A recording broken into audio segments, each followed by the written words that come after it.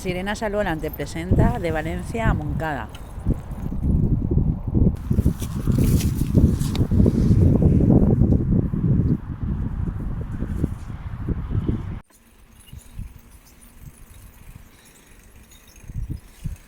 Marga, ¿qué ha pasado hoy?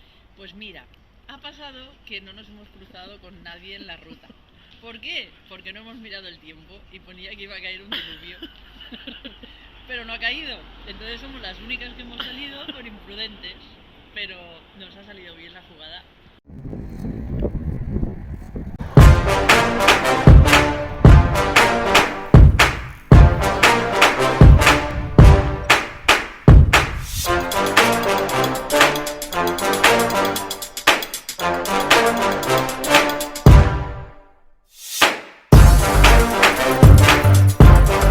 Los muros, Esther, ¿cuántos años tendrán? No lo sé.